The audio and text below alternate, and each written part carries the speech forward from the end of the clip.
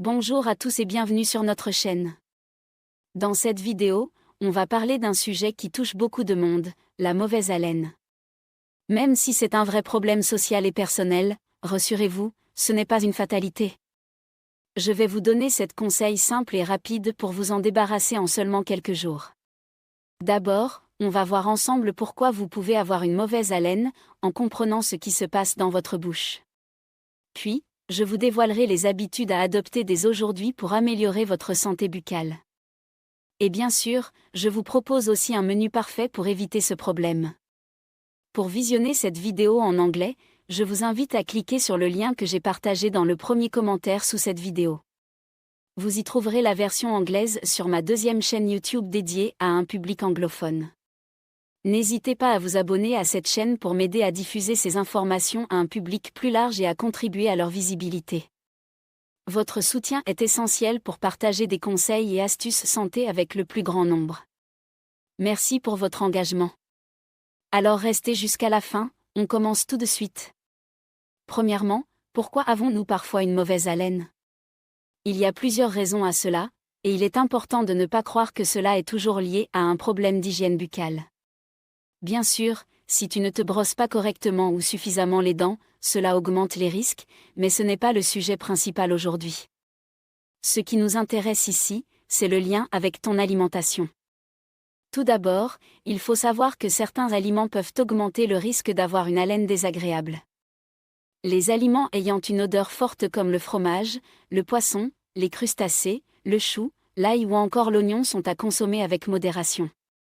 En plus de leur odeur marquée, ces aliments peuvent être difficiles à digérer, causant des remontées acides qui accentuent l'odeur désagréable. Ensuite, il y a les aliments qui assèchent la bouche, et en tête de liste, l'alcool. Si tu en consommes un peu trop, tu as sûrement remarqué qu'au réveil, ta bouche est sèche, comme un désert. Cet assèchement augmente considérablement les risques d'avoir une mauvaise haleine. Deuxièmement, il est important de comprendre que la mauvaise haleine est souvent liée à un déséquilibre des bactéries présentes dans la bouche. Une surpopulation de bactéries responsables de la fermentation peut en être la cause, et ces bactéries adorent un type d'aliment en particulier, le sucre. Si tu consommes trop de sucre sous forme de bonbons, soda, jus de fruits ou pâtisseries, tu vas nourrir ces bactéries, ce qui augmentera la fermentation. Une fermentation excessive est souvent synonyme d'une haleine désagréable. Avec ces explications, tu comprendras mieux pourquoi ces habitudes alimentaires peuvent influencer ton haleine et comment les éviter pour améliorer ta santé buccale rapidement. Maintenant que nous avons bien planté le décor, passons au vif du sujet. Le premier aliment que je vais te recommander est la pomme. Ce fruit est particulièrement intéressant car il contribue à nettoyer naturellement la bouche. Ce n'est pas un hasard si la pomme est souvent utilisée dans les campagnes de publicité pour la santé bucco-dentaire ou pour les dentifrices. Elle contient une fibre en grande quantité, appelée pectine, qui a la capacité d'absorber l'eau. En plus, la pomme stimule la production de salive, ce qui est essentiel pour l'hygiène buccale. Cette double action est très bénéfique. Lorsque tu croques et mâches une pomme pendant un bon moment avant de l'avaler, cela aide à nettoyer ta bouche, en éliminant certaines impuretés visibles sur l'émail ou entre les dents. Les fibres de la pomme, et en particulier celles de sa peau, agissent un peu comme un fil dentaire. En mâchant, les fibres passent entre tes dents et aident à nettoyer en profondeur. Un autre atout de la pomme, comme de nombreux fruits et légumes, est sa richesse en antioxydants. Ces antioxydants contribuent à réduire la surpopulation de bactéries dans la bouche, ce qui aide à améliorer ton haleine. Donc, pense à intégrer la pomme dans ton alimentation, même si beaucoup de mes patients disent que c'est un fruit typique qu'ils mangent depuis l'enfance. Elle est disponible toute l'année, et si tu la préfères moins sucrée, opte pour des variétés comme la Granny Smith. D'ailleurs, dans le menu que je te propose dans cette vidéo, j'ai fait de la pomme le dessert du déjeuner. Le deuxième aliment très utile pour combattre la mauvaise haleine est le citron. Le citron est intéressant pour sa forte teneur en vitamine C, tout comme les autres agrumes comme le pamplemousse. Il y a quelques instants, nous avons évoqué les antioxydants de la pomme, donc inutile de revenir sur ce point. Mais ce qui est également intéressant avec la vitamine C, c'est son rôle dans l'optimisation de la production de collagène. Le collagène, un tissu structurel, compose non seulement ta peau mais aussi tes gencives. Maintenir tes gencives en bon état est essentiel pour éviter la formation de creux où des résidus alimentaires pourraient s'accumuler. En résumé, un bon entretien des gencives réduit le risque d'infection, et comme tu le sais, infection et mauvaise haleine sont étroitement liés. Parlons maintenant du citron. Bien qu'il soit acide dans la bouche, une fois ingéré et arrivé dans l'estomac, il devient basique ou alcalin, ce qui peut sembler surprenant. Mais tant qu'il est en contact avec ta bouche, son acidité joue un rôle intéressant. D'abord, l'acidité du citron stimule la production de salive, qui est essentielle pour nettoyer naturellement la bouche. Rappelons que l'eau est le principal agent nettoyant de ton corps. Ensuite, l'acide citrique, comme son nom l'indique, est issu du citron. Il empêche la prolifération des bactéries responsables de la mauvaise haleine, celles qui raffolent du sucre mais pas de l'acidité. En modifiant ainsi l'environnement de ta bouche, tu réduis le développement de ces bactéries. Dans le dîner que je compose au fil de cette vidéo, j'ai intégré le citron pour assaisonner les plats. Passons au troisième aliment que je te recommande pour lutter contre la mauvaise haleine, le concombre. Ça tombe à pic, car nous sommes en pleine saison de ce légume. Le premier avantage du concombre est évident, il est constitué à 95% d'eau. Encore une fois, plus d'eau signifie plus de salive, donc une bouche mieux nettoyée, comme tu l'as bien compris. Le concombre contient également des fibres similaires à celles de la pomme, surtout si tu conserves un peu de peau. Personnellement, je pèle le concombre un coup sur deux, comme je le fais avec les courgettes. Ces fibres aident à nettoyer la bouche en profondeur, y compris entre les dents. Enfin, le concombre est l'un des aliments les plus rafraîchissants, parfait pour maintenir une haleine fraîche. La teneur en eau du concombre, mais aussi sa richesse en chlorophylle, qui lui confère sa couleur verte intense, en fait un aliment particulièrement intéressant pour se rafraîchir. Ce n'est pas un hasard s'il est de saison en été. Cet effet rafraîchissant est non seulement agréable, mais il possède également des propriétés légèrement anti-inflammatoires pour la bouche. Cet aspect anti-inflammatoire est essentiel pour maintenir des gencives en bonne santé, réduisant ainsi le risque d'infection, par conséquent, de mauvaise haleine. Dans le menu que je propose tout au long de cette vidéo, le concombre est présent au dîner, sous forme de salade de crudités. Passons maintenant au quatrième aliment que je te recommande, les oléagineux, ou fruits à coque. Ce groupe comprend les noix, noisettes, amandes, pistaches, cacahuètes, et bien d'autres. Leur premier atout réside dans leur richesse en fibres, mais des fibres un peu différentes de celles des fruits et légumes. Elles sont plus dures et nécessitent plus de mastication, ce qui stimule les glandes salivaires et augmente la production de salive, aidant ainsi à nettoyer la bouche. Un autre avantage des fruits à coque est leur teneur en calcium et magnésium, deux minéraux essentiels à la formation de l'émail des dents. Avoir un bon apport en ces briques permet de réparer et renforcer l'émail, réduisant ainsi le risque de caries, par conséquent, de mauvaise haleine. De plus, ces fruits sont riches en oméga 3, des composés aux puissantes propriétés antioxydantes et anti-inflammatoires. Ces actions combinées protègent tes dents et ton système immunitaire, aidant ta bouche à se défendre contre les bactéries et infections responsables de la mauvaise haleine. En plus de cela, les fruits à coque sont réputés pour leur effet rassasiant, notamment en fin de repas. Il a été prouvé que la consommation régulière de fruits à coque réduit les envies de sucre au cours de la journée. Et même si tu consommes du sucre avec ces fruits, ils aident à limiter les pics de glycémie, ces augmentations soudaines du taux de sucre dans le sang. Cet aspect est particulièrement intéressant, car il permet de réduire l'impact négatif du sucre sur ta santé, tout en diminuant les envies sucrées. Moins de sucre signifie moins de risque de caries, par conséquent, moins de mauvaise haleine. Cependant, il faut faire attention à un point, certaines personnes sont sensibles aux fruits à coque, notamment les noix, qui peuvent provoquer des aftes. Ces aftes peuvent entraîner des infections, donc, une mauvaise haleine. Si tu fais partie de ceux qui réagissent mal aux noix, tout comme à la croûte de certains fromages, il vaut mieux les éviter. Heureusement, il existe une grande variété de fruits à coque, donc tu pourras facilement en choisir d'autres sans compromettre tes apports nutritionnels. Dans le menu que je propose dans cette vidéo, j'ai inclus une poignée d'amandes en collation. Le cinquième aliment que je te recommande pour lutter contre la mauvaise haleine, ce sont les petits Suisses. Beaucoup de mes patients consomment énormément de yaourts, parfois 3 ou 4 par jour, en plus d'ajouter du lait ou du fromage. Cela fait beaucoup trop. Plutôt que de te conseiller de manger des yaourts, je préfère t'orienter vers des petits Suisses, des skyrs ou du fromage blanc, car ils contiennent moins de lactose. Cela présente plusieurs avantages. Le lactose est difficile à digérer, que tu sois intolérant ou non.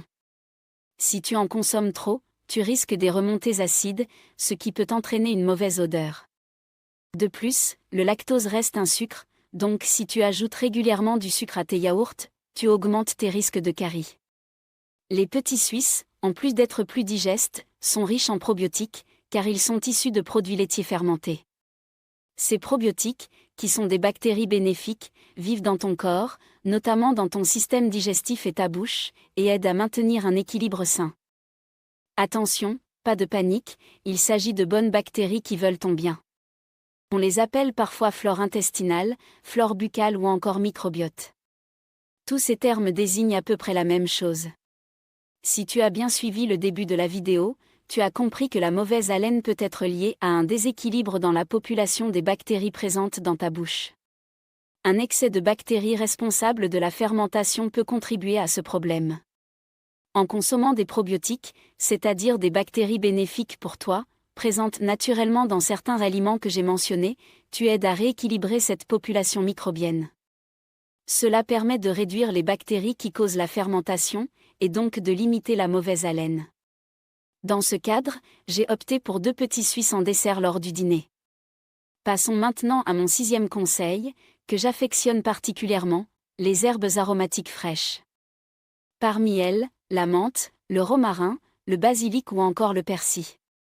Ces herbes sont de véritables trésors nutritionnels, et dans le cadre de la lutte contre la mauvaise haleine, elles sont très intéressantes grâce à leurs propriétés antibactériennes. La molécule la plus connue est le menthol, qui donne son goût caractéristique à la menthe. Son action est simple, elle limite la prolifération des bactéries dans la bouche, les empêchant de se multiplier. Au fil du temps, les bactéries finissent par disparaître, réduisant ainsi la mauvaise haleine. En plus de cela, ces herbes aromatiques apportent une odeur fraîche. D'ailleurs, la plupart des chewing-gums, bains de bouche et dentifrices conçus pour une haleine fraîche sont souvent à base de menthol. En plus du menthol, d'autres composés, comme l'acide rosmarinique présent dans le romarin et le basilic, ou encore la chlorophylle, apportent une sensation de fraîcheur en bouche. Attention toutefois aux chewing-gums contenant du sucre, car ce n'est pas ce que l'on recherche ici. De même, prudence avec certains bains de bouche trop agressifs, qui peuvent perturber l'équilibre de ta flore buccale. Je t'ai expliqué il y a quelques instants que des bactéries vivent dans ta bouche et qu'elles sont bénéfiques pour toi. Il est donc important de discuter avec ton pharmacien pour trouver un bain de bouche qui ne détruira pas toutes ces bonnes bactéries. Je te montre à l'écran le bain de bouche que j'utilise personnellement au quotidien. Pour appliquer ce conseil de manière simple, consomme des herbes aromatiques dès que tu en as l'occasion, que ce soit le matin, le midi ou le soir, en essayant de varier autant que possible. Pourquoi ne pas installer un petit potager chez toi, ou même un potager d'intérieur, pour avoir toujours des herbes fraîches à portée de main ? Cela te permettrait de cueillir quelques aromates au quotidien, à chaque repas. C'est à la fois délicieux, bénéfique pour la santé et bon pour ton haleine. Par exemple, dans le menu de cette vidéo, j'ai ajouté du basilic pour accompagner le poulet du déjeuner. Le dernier conseil pour lutter contre la mauvaise haleine est le vinaigre de cidre. Comme tous les aliments fermentés, il contient des bactéries issues de la fermentation, des probiotiques, qui sont excellentes pour ta santé. Je ne vais pas te refaire tout le topo sur l'importance des probiotiques, je l'ai déjà expliqué. Le vinaigre de cidre est également riche en acide acétique, un composé similaire à l'acide citrique que j'ai mentionné plus tôt en parlant du citron. Cet acide stimule la production de salive, ce qui aide à nettoyer ta bouche, et il empêche la prolifération des bactéries responsables de la mauvaise haleine. C'est une double action très efficace. En plus, le vinaigre de cidre et le jus de citron se marient très bien ensemble pour une vinaigrette. Ajoute un peu d'huile de noix pour encore plus de saveur et de bienfaits. Je t'ai parlé il y a quelques instants des bienfaits des noix, et leur huile partage les mêmes propriétés. En ajoutant de l'huile de noix à ta vinaigrette, tu obtiens un mélange parfait pour lutter contre la mauvaise haleine. N'oublie pas cette astuce. En dehors de ça, le vinaigre de cidre présente un autre avantage, il facilite la digestion. En consommant du vinaigre de cidre, tu auras une digestion plus progressive et moins brutale, ce qui réduit les remontées acides, et par conséquent, les odeurs désagréables dans la bouche. Tu vois bien l'intérêt de cette logique. Dans le menu que je te propose, j'ai utilisé du vinaigre de cidre pour assaisonner les carottes râpées à midi. Parlons maintenant du menu en question. Concrètement, voici ce que ça donne. Petit déjeuner, œufs brouillés, 1 pour les femmes, 2 pour les hommes, quelques noix, 10 grammes pour les femmes, 15 à 20 grammes pour les hommes, une poignée de myrtilles, et du pain complet, ici du pain nordique. Le déjeuner, en entrée, des carottes râpées avec une vinaigrette au vinaigre de cidre. Pour le plat, du poulet grillé au basilic, avec de l'huile d'olive et des tomates à la provençale, accompagné de riz complet. Et en dessert, une pomme, idéalement une Granny Smith. Collation, une poignée de fraises, 2 carrés de chocolat noir à 70 à 80%, et une poignée d'amandes, ou tout autre fruit à coque. Et dîner, une salade de concombres, pois chiches, tomates cerises, feta et olives, assaisonnées avec un filet de citron. Et pour terminer, des petits suisses avec un peu d'extrait de vanille en dessert. Ce menu est parfait pour lutter contre la mauvaise haleine tout en restant équilibré. Pour conclure, j'espère que ces conseils vous aideront à dire adieu à la mauvaise haleine une bonne fois pour toutes. En adoptant ces simples habitudes et en prêtant attention à ce que vous mangez, vous verrez des résultats rapides. N'oubliez pas que tout ce qui est bon pour votre santé buccale est aussi bénéfique pour votre bien-être général. Si cette vidéo vous a plu, n'hésitez pas à laisser un j'aime, à vous abonner et à partager en commentaire vos astuces ou vos questions. Merci d'avoir regardé jusqu'au bout, et je vous retrouve très bientôt pour de nouveaux conseils santé.